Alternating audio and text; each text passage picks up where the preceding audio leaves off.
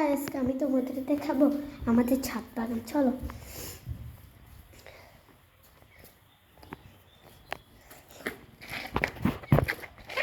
প্রথমে ছিল শীতকালের কিছু গাঁদা ছিল, যেগুলো আমি নার্সারি থেকে আনছিলাম। অনেকটাই কিউট ছিল। এটা গাছগুলো অনেকটাই হেলদি। তারপরে ছিল কিছুটা পুলতুলিকা, তারপর ছিল একটা বেলি ফুল গাছ, তারপরে একটা জবা ফুল গাছ দেখা করিয়ে চলে এসছে।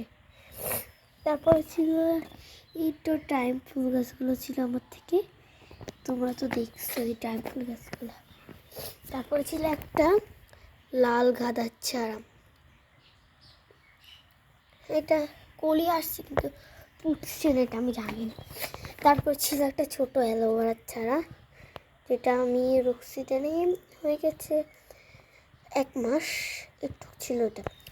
তারপরে আছে একটা অ্যালোভেরার চারা, এইটা রক্সিতে নিয়ে 6 মাস হয়ে গেছে। আর এটা হচ্ছে একটা অ্যালোভেরার চারা, এটা আমি কিনছিলাম বাজার থেকে।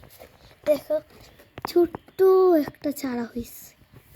তারপরে ছিল এই নয়নতারাটা, দেখো কলি আসছে, এটাও দেখো কলি আসছে, এটা মানে কলি আসছে। তারপরে ছিল একটা, এটা তো মনে হবে না, কিন্তু তারপর আমি আনছিলাম, দেখো কিরকম হয়ে গেছে। তারপরে ছিল এটাকে আমি পাতাবাহার হিসেবে জানি, যেটা আমি কিনছিলাম। তারপর এটা আমি নার্সারি থেকে আনছিলাম, এটার নাম কি আমি জানি না। এখন দেখো এটা অনেকটাই বড় হয়ে গেছে আগের থেকে। তারপর একটা ফুল গাছ দেখো কলি আসছে, হ্যাঁ দেখো একটা কলিও আসছে।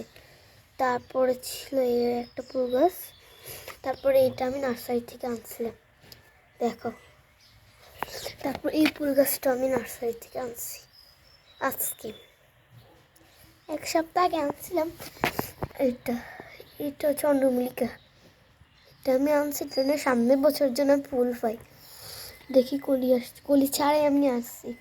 আর দেখো অনেকটাই ছোট ছোট, চন্দ্রমল্লিকাটা ভেঙে গেছে, তা কিছু করার নেই, আমি এটাকে রোপণ করে দিই বাবাই, তোমরা দেখো।